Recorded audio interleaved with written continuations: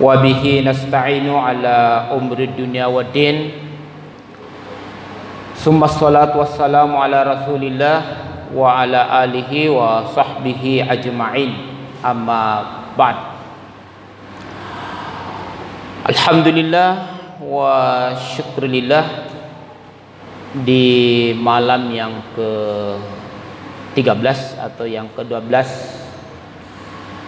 Ramadan 1443 Hijriah ini, alhamdulillah kita dipertemukan oleh Allah Subhanahu wa taala dalam keadaan sehat wal afiah. Sehat adalah nikmat terbesar yang Allah berikan kepada kita. Betapa banyak orang yang mengorbankan apa yang dimilikinya, menjual kebun, menjual emas dan sebagainya untuk mendapatkan uang untuk berobat dengan tujuan agar sehat. Jadi kesehatan itu adalah nikmat yang Allah berikan kepada kita secara gratis, hanya bermodalkan la in zakartum la azidannakum wa la in kafartum inna azabi lasyadid. Jadi patut kita mensyukuri nikmat kesehatan yang Allah berikan kepada kita dengan cara menjalankan perintah dan larangan Allah Subhanahu wa taala. Salah satu konsep kesehatan yang dibangun oleh Nabi kita Muhammad sallallahu alaihi wasallam yaitu sumu tasihhu. Puasalah kamu supaya kamu sehat. Salam dan salawat tak lupa kita kirimkan kepada junjungan Nabi kita Muhammad sallallahu alaihi wasallam, Nabi yang diutus di atas permukaan bumi ini sebagai rahmatan lil alamin. Selanjutnya, dalam kehidupan kita ini ada dua unsur, menerima dan menolak. Menerima dan menolak.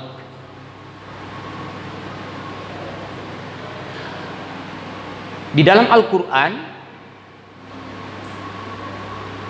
seperti yang kita baca dalam salat, itu terdapat dalam surah Al-Baqarah. Ya ayyuhan nas, wahai sekalian manusia, u'budu rabbakumul ladzi khalaqakum, sembahlah Tuhan kamu yang menciptakan kamu. Jadi secara umum Allah Subhanahu wa taala menyuruh manusia secara umum. Di rakaat kedua surah Yunus, ya ayyuhan nas, ya ayyuhallazina amanu taqullah.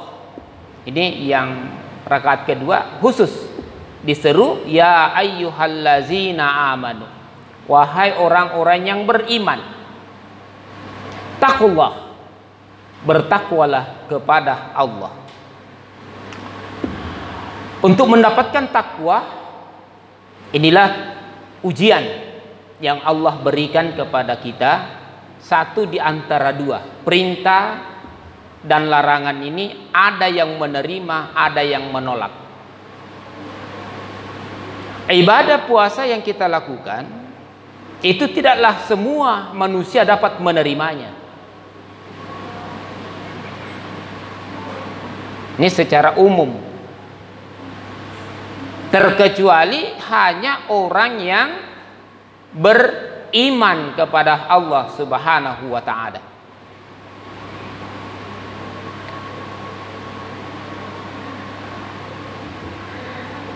Jadi betapa Allah Subhanahu wa taala Maha Pemurah kepada kita. Pembahasan Ramadan ini jadi kerjasama dengan Dewan Masjid Indonesia sejak malam hari pertama hingga malam ini, insya Allah dapat diikuti materinya melalui channel YouTube atas nama Muhlar Sultan Guru Ngaji. Insya Allah dapat kita ikuti. Kita lanjut. Di dalam surah At-Tin ini sangat jelas sekali. Laqad khalaqnal insana. Sesungguhnya kami telah menciptakan manusia, insan, manusia. Fi ahsani taqwim. Dalam rupa, dalam bentuk yang sebaik-baik bentuk. Jadi manusia ini adalah rupawan.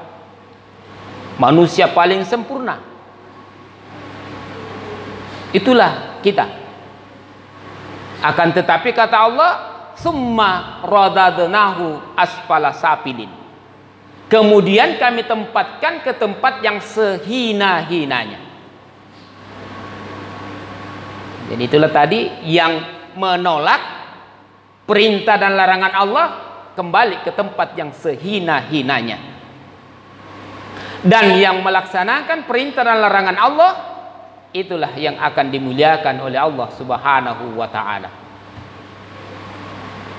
Dan satu kebahagiaan kita, alhamdulillah, kita ini lahir dalam keadaan muslim, dalam keadaan Islam. Itu adalah salah satu rahmat dari Allah Subhanahu wa ta'ala. Artinya kehadiran kita dalam menganut agama Islam ini tentu melalui perjuangan orang-orang hebat di belakang kita. Siapakah orang hebat di belakang kita? Itulah para orang tua kita semua, para guru-guru kita semua. Itu orang hebat. Dan tidak ada orang hebat tanpa ada orang hebat di belakangnya. Jadi kita ini hebat karena ada orang hebat di belakang kita.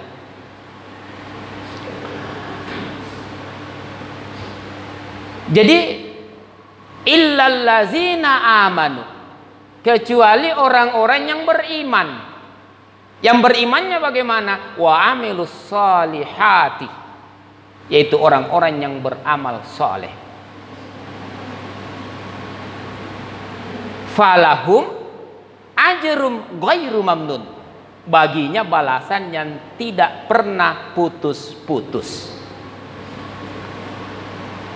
Di kalau kita sekarang ini mencari pahala yang tidak pernah putus-putus, tentu adalah merupakan bagian harapan kita bagaimana supaya kita mendapatkan pahala yang berlipat terus menerus. Ternyata konsep Islam mudah sekali. Rasulullah sallallahu alaihi wasallam bersabda, khairukum man ta'allamal Qur'ana wa 'allamah. Sebaik-baik di antara kamu adalah orang yang belajar Al-Qur'an dan mengajarkannya. Jadi luar biasa. Sehebat-hebatnya orang, kata Rasulullah sallallahu alaihi wasallam, itulah guru mengaji. Itulah guru mengaji. Sekalipun kita lihat guru mengaji kadang kehidupannya dianggap sederhana, tapi keberkahan dimilikinya. Berdasarkan sabda Nabi, khairukum man ta'allamal Qur'ana wa 'allamah. Sebaik-baik kamu adalah orang yang belajar Al-Qur'an dan mengajarkannya. Sekarang tentu kita ingin mendapatkan pahala yang tidak putus-putus itu. adalah siapa yang mengajarkan Al-Quran. Itulah Nabi Sallallahu Alaihi Wasallam. Kalau kita ini selaku orang tua, yang paling utama yang kita hendak ajarkan anak-anak kita, jika itu laki-laki, adalah azan. Kenapa azan? Karena azan itu di dalamnya ada dua kalimat syahadat. Asyhadu an la ilaha illallah wa asyhadu anna Muhammadar Rasulullah. Yang pertama ini, Ramadan seperti ini sebaiknya kita adakan lomba azan, terutama tingkat anak-anak. Kenapa? Karena di setiap kita ajar anak kita, lalu mampu mengucapkan asyhadu an la ilaha illallah wa asyhadu anna Muhammadar Rasulullah, sejak itu dia ucapkan, sejak itu kita mendapatkan pahala yang tidak pernah putus. Baik dan lebih afdal jika orang tua yang ajarkan, orang tuanya yang ajarkan. Yang kedua, ajarilah anak kita bacaan Al-Fatihah, Alhamdulillahirabbil alamin, hingga akhir. Kenapa? Karena di setiap kali dia sholat, kita juga akan mendapatkan pahala dari anak yang membacanya. Dan ghairi mamnun, tanpa putus-putus. Jadi kehadiran Ramadan seperti ini adalah upaya untuk memberikan sugesti dalam insan kita, dalam tubuh kita, hati kita. Makanya 12 bulan Allah pilih 1 bulan untuk berhenti makan siang bagi orang yang beriman, agar organ tubuh dia beristirahat. Dan kita ini yakin, karena ini adalah perintah Allah Subhanahu wa ta'ala. Yang ketiga, jangan sekali-kali kita mencontohkan perbuatan kejahatan terhadap anak kita. Karena jika kejahatan diikuti juga oleh anak kita, maka itu adalah kejahatan yang berkesinambungan. Jadi ini yang hendak kita perhatikan. Yang keempat, kita sekarang ini selaku orang tua memang agak berat, karena zaman anak-anak kita sekarang ini, kalau dalam pepatah Bugis, nesenyalena makeda salai, Nade panemelo tarimai. Anak kita sudah tahu dirinya kalau dia sudah salah, akan tetapi tidak mau menerima nasihat itu. Dia tahu kalau ini salah, tapi dia tidak mau menerima nasihat itu. Maka disinilah perlu pendekatan retorika untuk mengadakan pendekatan di era sekarang ini. Dan anak sekarang ini, pertama, keunggulannya mereka sains teknologi. Kalau di era tahun 80-an, yang termasuk yang seleting sebaya dengan saya di tahun 80-an itu, kita mau pergi memperbaiki bacaan, ya harus tinggalkan kampung. Kalau anak-anak sekarang ini cukup belajar di rumah lewat YouTube sudah bisa jadi. Belajar online, gurunya di luar negeri sana belajar dengan tatap muka melalui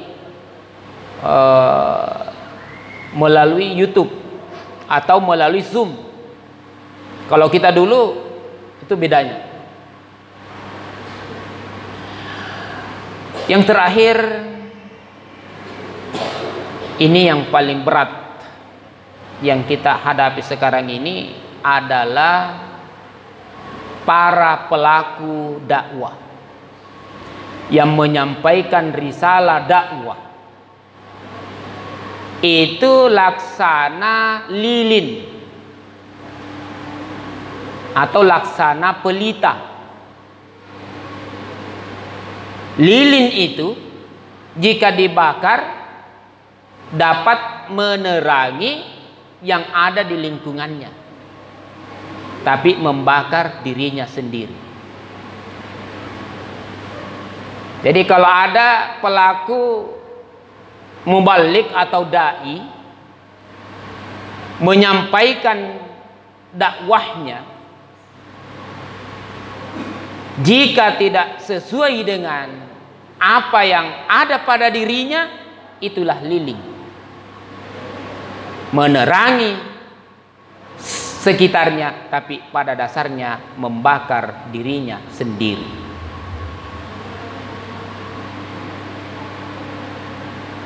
Itulah beratnya jari dai. Akan tetapi selanjutnya untuk kita yang mendengarkan, ambil ibarat. Ada satu binatang yang selalu diucapkan, disebut Allah dalam Al-Quran. Bahkan burung itu adalah penyelamat tahun kelahiran Nabi Sallallahu Alaihi Wasallam. Wa arsala alaihim tayran ababil. Allah utus burung ababil untuk menyelamatkan serangan Abraham untuk menghancurkan Ka'bah. Ada dengan burung ababil, burung-burung kecil. Jadi kita ini Pak, jamaah Masjid Nurul Jihad Desa Majapahit ini, jangan kita anggap diri tak kecil. Karena justru yang terkecil itulah penyelamat. Di sini Pak, kalau ada punya mobil terbaru, Preosa, Avanza, keluaran baru Pak, penentunya di situ apa? Pintilnya Pak. Kalau benda terkecil pintilnya bermasalah, mobil mewah sekalipun tidak bisa berjalan normal tanpa benda kecil itu. Sekarang ini perbedaan masjid besar dengan masjid kecil.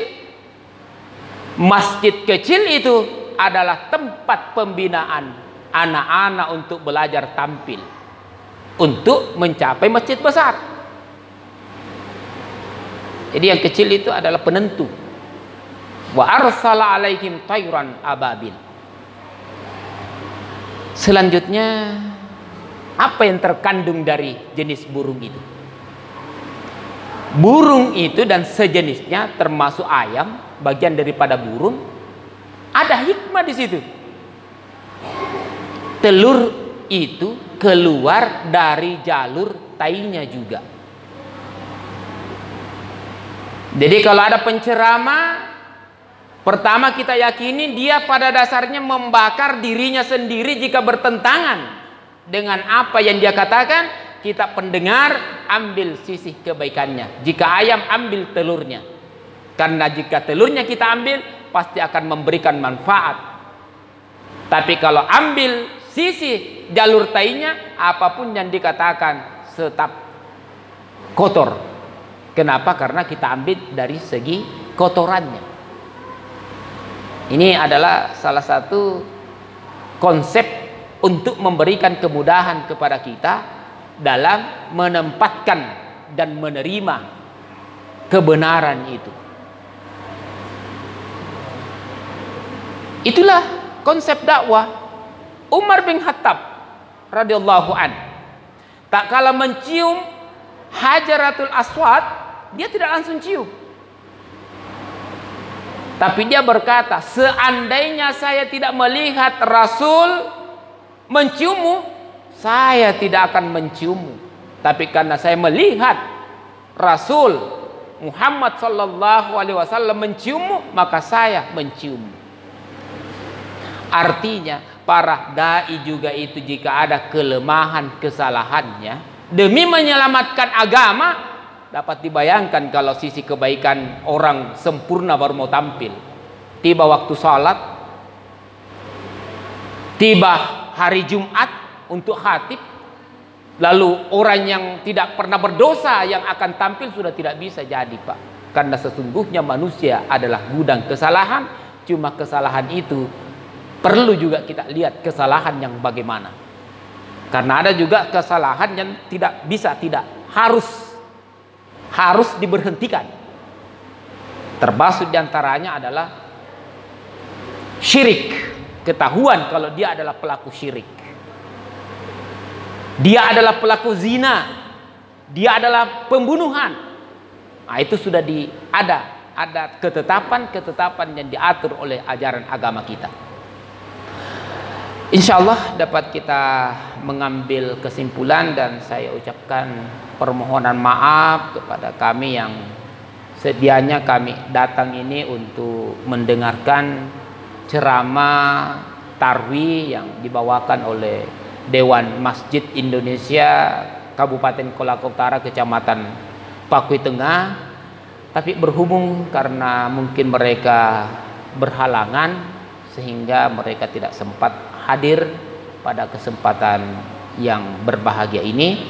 Semoga kehadiran kami selaku naib pada kesempatan kali ini dapat membawa berkah, manfaat buat kita semua, terutama pada diri kami sendiri. Subhanakallahumma wa bihamdih, asyhadu an la ilaha illa anta, astaghfiruka wa atubu ilaik. Walhamdulillahi rabbil alamin. Assalamualaikum warahmatullahi wabarakatuh.